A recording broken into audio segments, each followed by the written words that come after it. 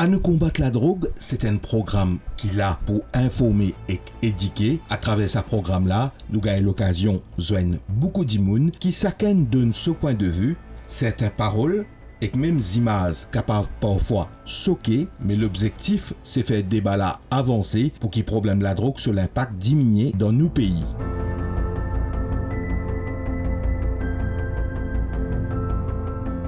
L'association qui nous était formée à l'origine pour essayer d'aider les femmes détenues dans prison. Beaucoup de ces femmes-là tenant un problème de dépendance aux substances. Aujourd'hui, dans À nous combattre la drogue, nous pour cause ce sujet-là avec Alexia Chung Sien, depuis qui nous était. Nous pour aussi cause le regard qui dimoun et non le usager la drogue en général, avec Saoud Mouti, depuis qui nous était lui aussi, avec lui. Nous pouvons aussi aborder le sujet dépénalisation Gandia, l'effet la drogue le cerveau et surtout l'impact éventuel Gandia le jeune.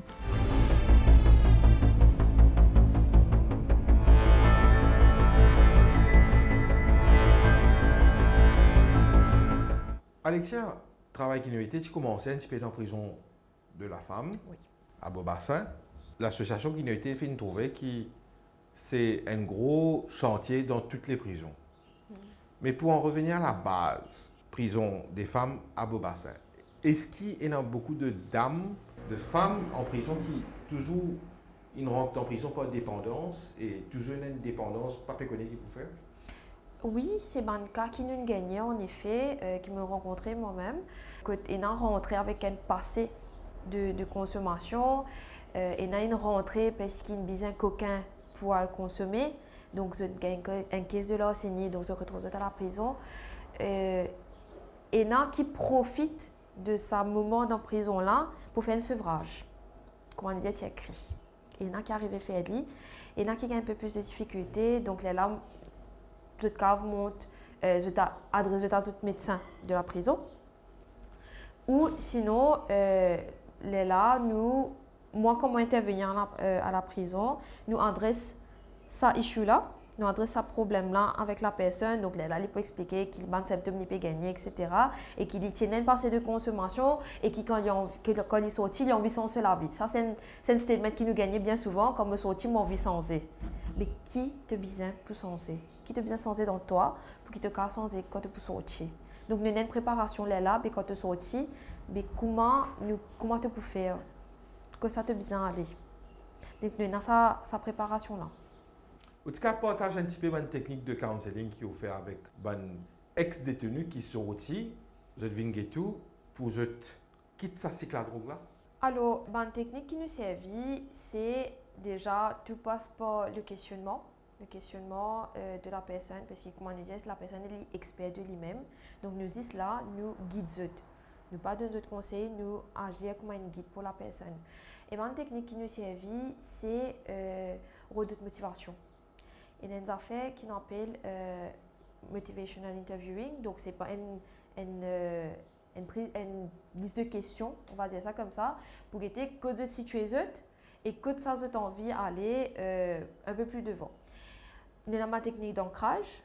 Donc, sur le moment que le stress peut monter, je peux faire face à une difficulté de la vie, donc je peux sortir des mains, je peux bien réel dans l'environnement qui pas forcément prône. Que je carré gagne des clics pour réel consommer la drogue. Exactement. Donc, comment te gérer la situation? Donc, nous avons une technique d'ancrage, que tu peut-être prends un step back, recentre-toi sur le ban goal, nous travaillons le ban goal settings et comment tu arriver contre toi-même, premièrement. En fait, la base de tout ça, c'est de se connaître soi-même. Nos émotions, les affaires qui poussent nous à agir, les affaires qui poussent nous peut-être à prendre une certaine substance au début. Mais comment on peut contrer ça? Donc, c'est ça des affaires qui nous travaillent ensemble dans le counseling. On ne peut pas attendre qu'il dise quand il peut rendre côté ça, il peut mettre tout ça là en pratique. Non, c'est un cheminement qui nous fait ensemble. Donc, petit à petit, nous avons une session chaque semaine. Il dépend de besoin de chaque client. Que nous travaillons chaque point par rapport à un objectif qui est fixé. Alexia Changxian, est-ce que quoi regard de la société mauricienne peut évoluer positivement? Il se pourrait. Ce qui me dit, c'est que maintenant, avec toute une campagne qui nous peut faire, que ce soit juste au niveau des communautés ou en collaboration avec différents ONG, nous pouvons tous un public plus large et peut-être un peu plus jeune aussi. Donc, nous pouvons mettre awareness, nous pouvons sensibiliser sur le sujet pour qui justement nous brise les tabous dessus. Et qui, c'est un exemple, c'est qui, il y a des gens qui ont accepté l'emploi d'un ex-détenu. Et il y a des gens qui emploient un ex-usager de drogue. Donc, oui, peut-être nous touche une population un peu plus large, nous pouvons continuer à sensibiliser en espérant que les continuent sur la bonne voie. Alexia Changxian, merci beaucoup. Merci à vous.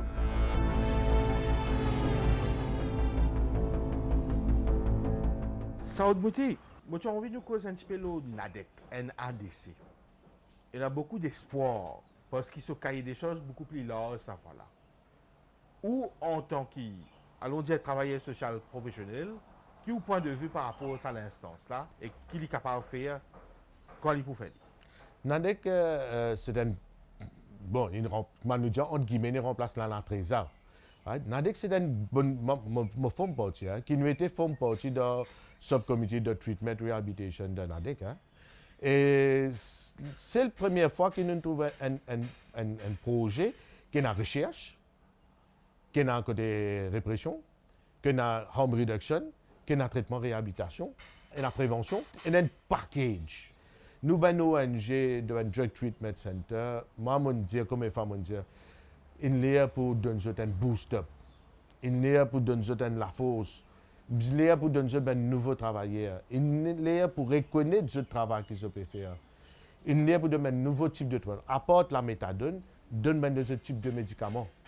Qui est capable de, par exemple, synthétique, nous ne pouvons pas donner méthadone avec synthétique. Synthétique n'a aucun traitement. Mais nous sommes capables de soigner symptomatique. Right? Mais le brown sugar qui nous peut gagner à ce là, il n'est pas le brown sugar qui tu peux gagner avant là. Un dimanche, il a droit à un choix. Un jeune de 18 ans, moi, je ne pas recommandé à le méthadone. Un jeune de 18 ans, nous avons fait un système de désintoxication. Comme méthadone, c'est la maintenance. Right? Nous avons un médicament qui a fait désintoxication. Nous avons un ONG qui a fait un suivi psychologique. Plus réintégrer les autres. Pour un travail. On est le problème de cette caractère, cette moralité. C'est une barrière de tout ONG pour réintégration. Non, il y a des gens qui ont un métier qui nous peut aider. Mais il y a des gens qui ont besoin de cette caractère avec cette moralité là pour gagner un travail. Ça, c'est une chose. Pas juste la NADEC. La NADEC est capable de servir à la force là.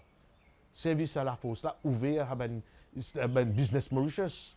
Faire ouvert une compagnie, besoin de commencer ouvert pour des gens qui même c'est un problème de caractère pour le travail. Ou quoi de deuxième sens? Pourquoi? Moi si de deuxième. Pourquoi? Ils font partie de qui nous était ça. Nous quoi? Puisque deuxième sens nous besoin donner. Cause humain nous peut travailler humain. Un gens qui fait une erreur, il y a un case, il y a un problème ou un problème moralité, ou pas punir à vie. Ou pas capable de punir à vie quand on peut punir à des gens là. On peut punir sur la famille, sur les enfants. Quand il n'y a pas l'argent sur la case, l'argent propre, mon pays, qui dit pour faire? Il est capable de quoi dans des gens là. Pour moi, je peux travailler dans un ONG qui travaille dans la prison avec tout ce type de cases qui nous tendent des choses. Je ne vais pas décourager, moi. À cause de comment je peux faire ça, moi. Définitivement, je peux faire du moment là. Je peux faire ça pour ma société. Je peux faire ça pour mon Maurice. Quand nous pouvons aider ça du monde là, nous pouvons mettre un safe Mauritius. Le grand débat du moment, des pénalisations grandières, qui au point de vue personnel et en tant que travailleur au sein qui nous était. Je peux dire en deux facettes là. Hein? Ouais. Qui au point de vue? Premièrement, des gens qui payent une possession of drugs, pas payer dans prison, pas rentrer. À cause de le projet DUAP. Hein, nous pouvons rentrer là-dedans. Deuxièmement, dépénalisation, ça veut dire un gens qui est arrêté avec Gandia ou bien Maman cause pas de ganja, hein, mauvais cause brown sugar, tout, hein. Avec possession of drugs, qui a pour sa propre consommation, pas vrai de prison. Pas vrai de prison. Quand on va de prison, il y a le gars, mais nous autres, l'instance, c'est une autre chose. Donner un laman, donner un service communautaire, donner un warning. Mais dépénalisation, ça, c'est ça. Nous croyons qu'il y a un monde qui a une caisse de possession, pas vrai de prison. Côté 13 ans, 12 ans à 13 ans de prison, on a beaucoup de souffrance. On a beaucoup de souffrance. Il y a 10 gens longtemps, tu peux rentrer avec possession. Mais quand ils sortent, ils ne viennent plus, je ne vais pas dire pire, ils n'en prennent l'autre quelque chose. Moi, je crois que quand un monde a une caisse de possession, dépénalisation de la drogue, oui, pas vrai de prison. Donner un petit laman, donner un petit. Pas mettre ça dans ce certificat de caractère. Si vous mettez ça dans ce certificat de caractère, vous pouvez punir à vie. Vous pouvez punir sur famille à vie. L'autre facette de sa question qui m'a posée là, c'est dépénalisation Gandia. Certains disent pour automatiquement diminuer la propensité de la drogue synthétique. Qui vous pensez vous? Je ne vais pas dire une affaire. Je n'ai pas encore lu aucune recherche qui montre que si nous légalisons Gandia, les gens qui consomment Gandia, ils peuvent diminuer synthétique. Mais oui, c'est même des gens qui peuvent prendre cannabis. S'ils peuvent prendre cannabis, ils ne peuvent pas pour prendre synthétique. Ça, oui.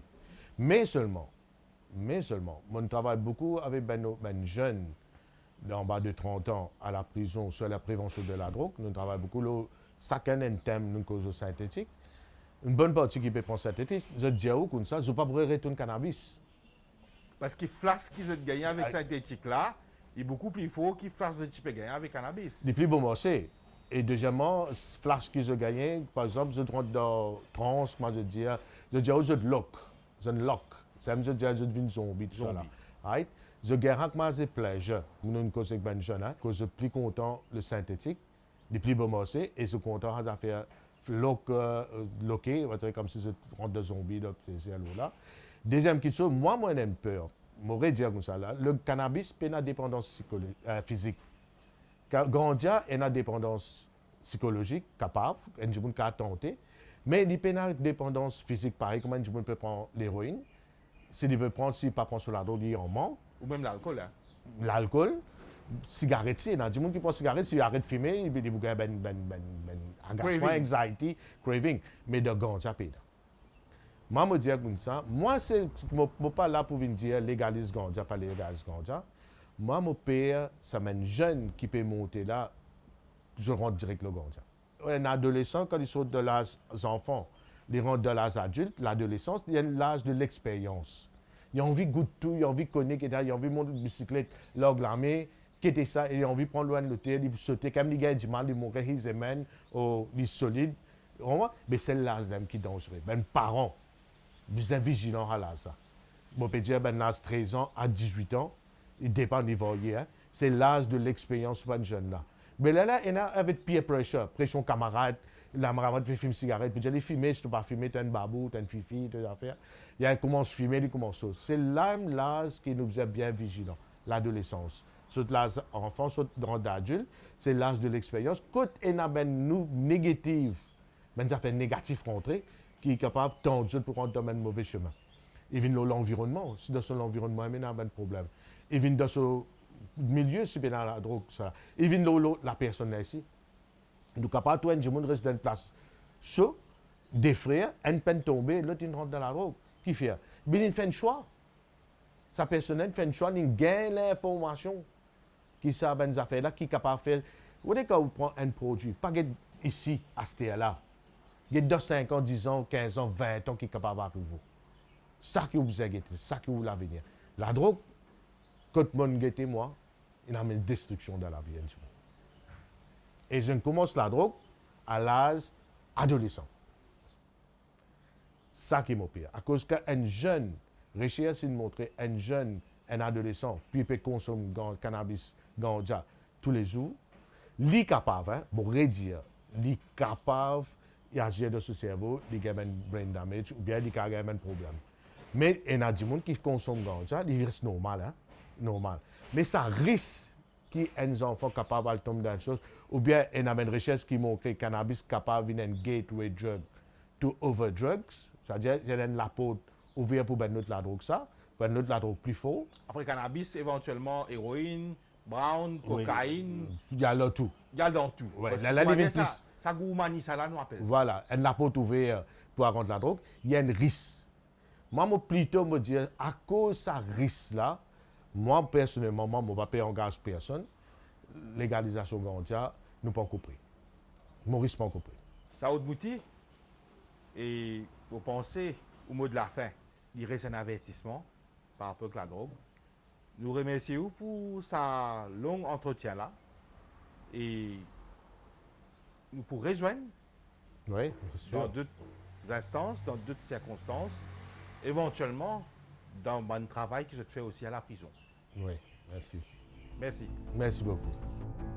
Dans le prochain épisode à nous combattre la drogue, nous retournons dans le centre Dr Idriss Goumani à la Plaine Verte pour nous entretenir avec Dylan, un ancien isazé la drogue qui finit arrêté et que nous pouvons aussi continuer nos séries questions-réponses avec Imran Danou et Samad Delou.